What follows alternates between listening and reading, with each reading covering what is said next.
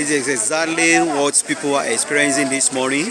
For them to be able to cross to the other side on top of Alfa bridge, ishawo, agric, ikorodu.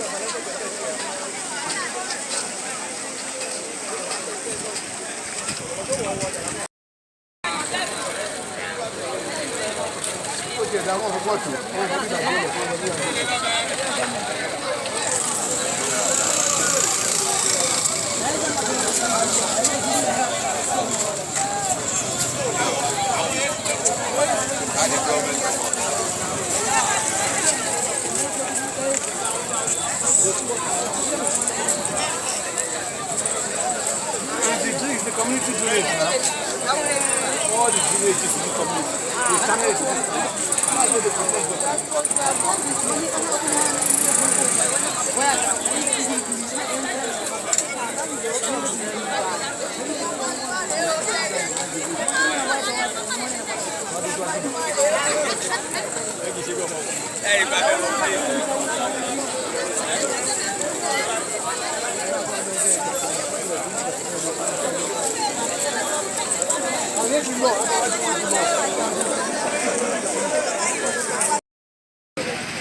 agbègbè òkè Alfa la wà yìí tí omi ti ya sí gbogbo títì pẹ̀lú mi ò lè ráyè kọjá. Àwọn tó lọ bí iṣẹ́ gan lè ráyè lọ bí iṣẹ́. Àwọn tó fẹsẹ̀ ní gan ìbá ń gbọ́ bí ìtàn ṣe lọ́wọ́ tí wọ́n ti parí láti jọ yìí. Ìwọ̀n lọ́sẹ̀ kan àkàbà fún wọn bẹ̀rẹ̀ tán bẹ̀rẹ̀ sí ní bọ́lẹ̀. So ẹlòmíì ò lè rọ bí iṣẹ́ báyìí ẹ̀rí kọ́nà ẹlòmíì kan padà sílé. So agbègbè òkè Alfa la wà yìí tó ti ya sí títì tá lè ráyè kọjá o.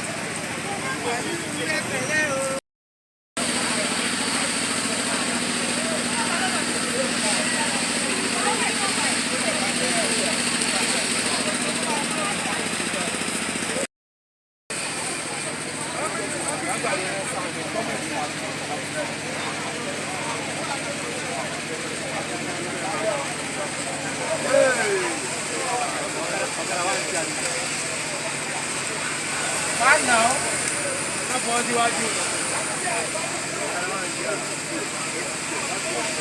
you.